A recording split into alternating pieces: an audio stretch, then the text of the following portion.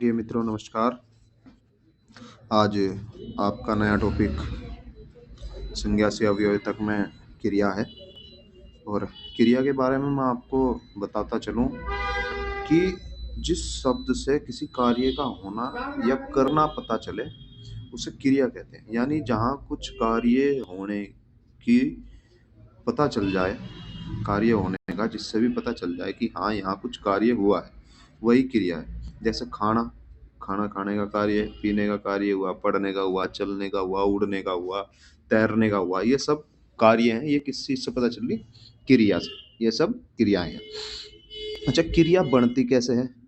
क्रिया किसी भी धातु में, यानी जो मूल रूप है क्रिया का, जो मूल रूप है वो धातु कहलाता है। और धातु के पीछे जब हम ना जोड़ देते हैं, जैसे तैर है, तैर के पीछे ना जोड़ दिया, तैरना, तो यह बनेगी क्रिया। ये क्रिया होगी। और उड़ है, उड़, उड़ के पीछे ना जोड़ दिया तो ये क्रिया बन गई। तो धातु में ना प्रत्यय जोड़ने के बाद क्रिया बनाई जाती है। इसके बता दिया मैंने मूल रूप को, धातु कहा गया। जैसे खा, पी, पढ़, चल, इन सब से ही ये क्रिया बना रखी है यहाँ। इसी तरीके से उदाहरण सेट कर दिए। ठीक है। अब धातु दो प्रकार की होंगी धातुएं, मूल धातु और यौगिक धातु। मूल और यौगिक तो पूरी हिंदी में ही चलता रहेगा कि एक मूल होगा जो शुरू से ही बना हुआ है, और एक यौगिक होगा जो जोड़ कर बनाया जाएगा। तो यहाँ भी वही परिभाषा है इसकी। वो धातु जो किसी शब्द से मिलकर नहीं बनती या किसी से निर्भर नहीं करती उसे मूल धातु कहते हैं। जा, खा, पी, रह, ये सब मूल धातु हैं। इसी में जब कुछ जोड़ के बना दिया जाएगा यौगिक, तो एक नई धातु बन जाएगी। यौगिक धातु संज्ञा और विशेषण में प्रत्यय लगा करके भी यौगिक धातु बनाई जाती है। ये आपकी तीन प्रकार की होगी: प्रेरणार्थक क्रिया, यौगिक क्रिया और नाम धातु।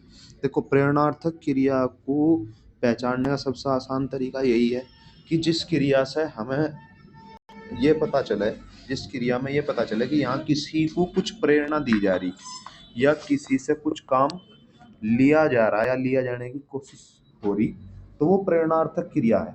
इसकी पहचान आना, लाना, वाना लगवा कर इसकी पहचान बन जाएगी।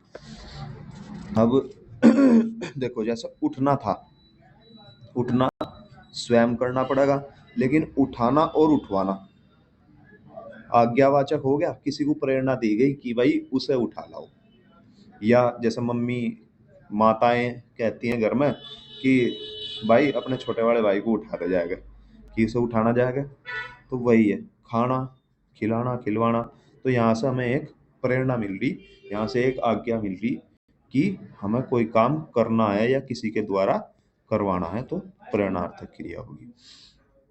यौगिक क्रिया जो दो धातुओं से मिलकर तब बनाई जाएगी। यानी जितनी भी क्रियाएं हैं वो सब यौगिक क्रियाएं ही हैं। रोना, धोना, उठना, बैठना, चलना, फिरना। भाई मूल क्रिया क्या थी? मूल तो चल था, धातु थी, ना जोड़ दिया तो क्रिया बन गई, यौगिक क्रिया बन गई। अब नाम धातु संज्ञा या विशेषण में, संज्ञा या विशेषण में जोड़ करके नाम धातु बनेगी। अब नाम धातु क्या है? जैसे गाली था, सॉरी ये गली लिखा गया, ये कर लेंगे आप, ये गाली है। गाली से कि भाई उसने तो बहुत गरियाया, दरोगा जी ने, वो अभियुक्त था, उसे बहुत गरियाया। कि जैसे पूर्वांचल में कहते हैं बहुत देर से बतिया रहे हो, क्या मामला है? तो बतियाना, गरियाना। यानी संज्ञा और विशेषण से बनने वाली क्रिया ही नाम धातु कहलाएगी। उसके बाद आपका देखो, दो क्रिया आपने पढ़ी होंगी, सकर्मक क्रिया और अकर्मक क्रिया। ये क्रिया के रचना की दृष्टि से भेद है, यानी हम इन्हें बनाए की रचना की दृष्टि से है। ठीक है। सकर्मक क्रिया, सकर्मक क्रिया क्या है? जिस क्रिया के साथ कर्म हो या उसका फल कर्म पर पड़े तो वहां सकर्मक क्रिया होगी। यानी जिस भी वाक्य में आपको कर्म दिखाई देगा, जिस भी वाक्य में आपको कर्म दिखाई देगा वो सकर्मक क्रिया होगी। जैसे राजेंद्र ने आम लिए। अब राजेंद्र ने क्या लिए भाई? आम लिए। तो उसने कर्म क्या करा? आम लेने का। तो ये उसका ऑब्जेक्ट हो गया, कर्म हो गया। ठीक है।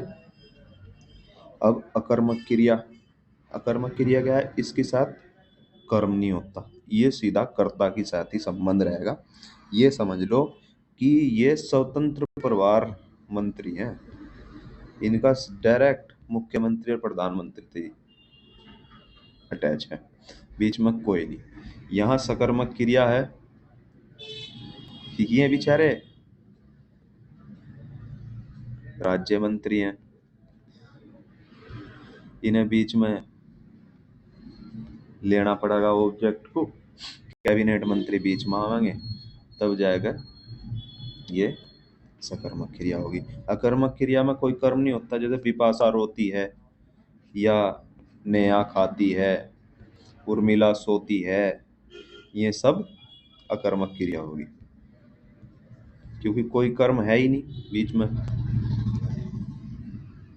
क्या और किसको का उत्तर यदि मिलेगा, अगर कभी क्वेश्चन जो आएगा कि इस वाक्य में पहचाने कि सकर्मक क्रिया या अकर्मक क्रिया है, तो वहां हम क्या और किसको शब्द का प्रयोग प्रश्न करके देख लेंगे कि यदि क्या का उत्तर मिले या फिर किसको का उत्तर मिले तो सकर्मक क्रिया है, नहीं अन्यथा अकर्मक क्रिया। जैसे मैंने दो उदाहरण सेट किए, इसमें राजेंद्र ने जूते लिए, तो यहाँ क्या का अर्थ आ रहा? राजेंद्र ने क्या लिया भाई? जूते लिए। राजेंद्र ने जूते अपने बेटे को दिए। किसको दिए? अपने बेटों को दिए। तो यानी यहाँ सकर्मक क्रिया। क्रिया के 6 भेद और हैं जो आप पढ़ते आए। सहायक क्रिया, हेल्पिंग वर्ब। सहायक क्रिया ये मुख्य क्रिया के साथ मिलकर यानी मेन वर्ब के साथ मिलकर पूर्ण दृष्टि तक लेकर जाती है वाक्य को। जैसे चांदनी घर जाती है एक सहायक क्रिया है। अब अगर इसमें से हम है हटा देते तो हमें पता ही, ये लिख देते खाली कि चांदनी घर जाती, तो पूरा अर्थ नहीं हुआ है या थी, यही नहीं पता चल रहा कि वो वर्तमान में घर जा रही या भूतकाल में चली गई या भविष्य में जाएगी। तो हेल्पिंग वर्ब क्या है कि एक पूर्णता स्पष्ट कर देता है वाक्य का। पूर्वकालिक क्रिया, ये पूर्वकालिक है, पूर्ण लिखा गया, पूर्वकालिक क्रिया।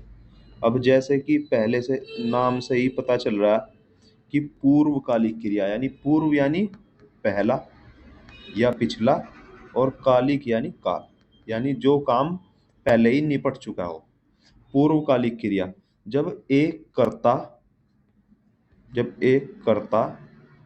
किसी कार्य को खत्म करके दूसरी क्रिया शुरू कर दे, ये कर्ता गलत टाइप हो गया।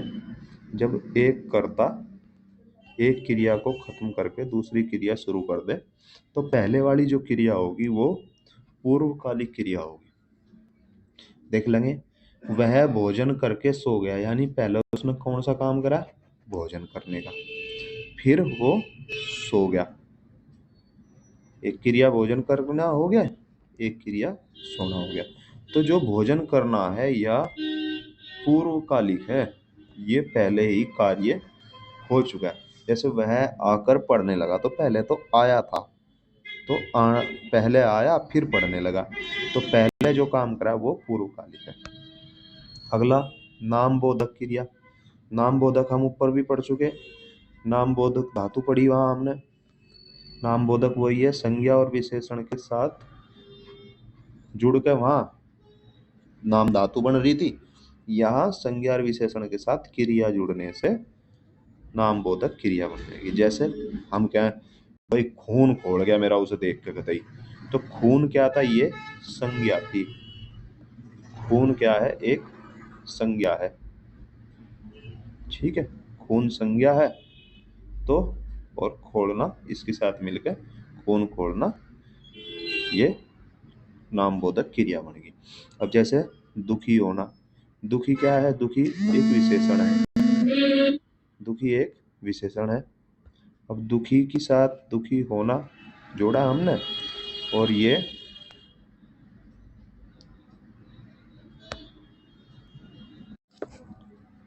दुखी जोड़ा, और दुखी के साथ में दुखी होना जैसे ही जुड़ा, तो ये नामबोधक क्रिया होगी। दुखी एक विशेषण है कि वह बहुत दुखी है, तो उसकी विशेषता बता रहा है, उसके गुण भाव को बता रहा है, ये गुणवाचक विशेषण है, ठीक है। अब अगला है द्विकर्मक क्रिया। नाम से ही पता चल रहा है इसके भी, द्विकर्मक यानी दो कर्म। जिस क्रिया के साथ दो कर्म होंगे वहां द्विकर्मक क्रिया होगी।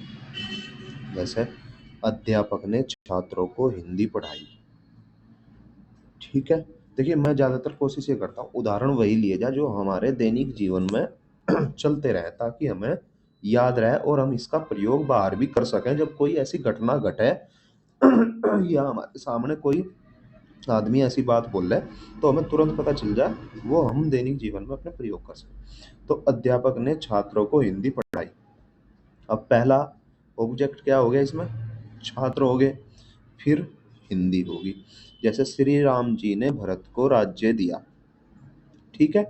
तो पहले ऑब्जेक्ट क्या हो गए, भरत जी हो गए, उसके बाद में दूसरा ऑब्जेक्ट राज्य हो गया।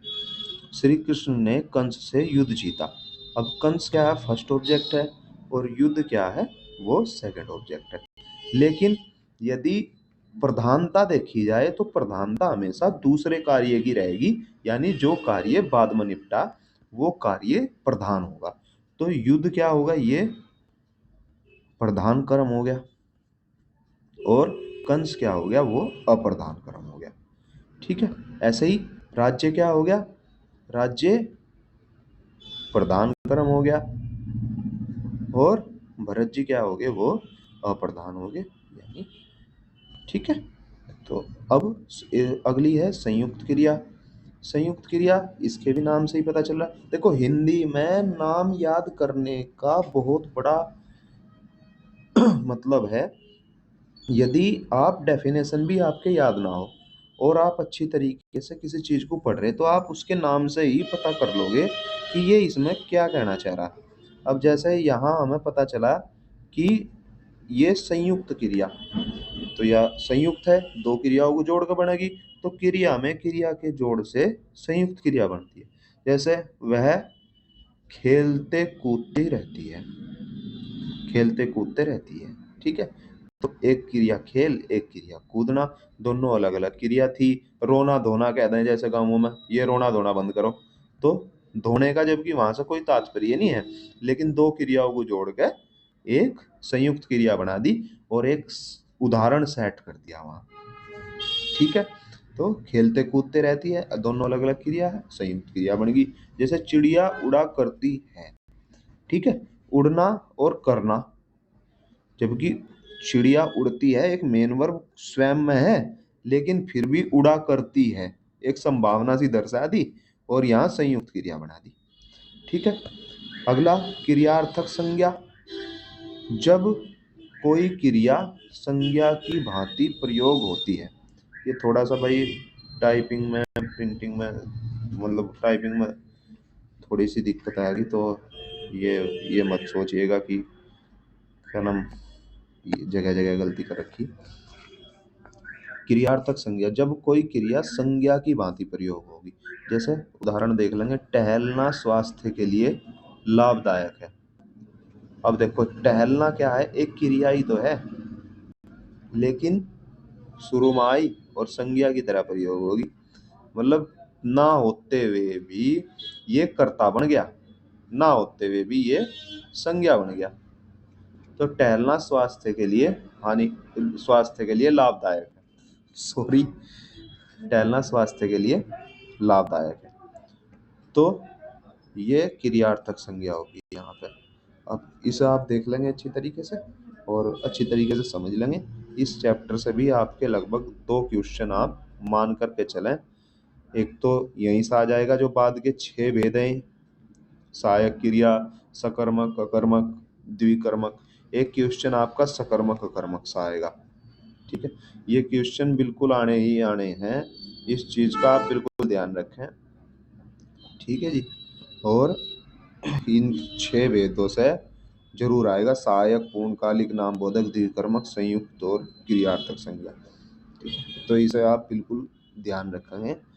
वो आपसे पूछ लगा कि बताइए निम्न में से कौन सी द्विकर्मक क्रिया है, या यहाँ ये पूछ लगा कि बताइए, वो आपको बहुत सारी क्रियाएं दे देगा, वर्ब दे देगा, और आपसे पूछ लगा कि बताओ इनमें से कौन सी मूल धातु है या धातु है।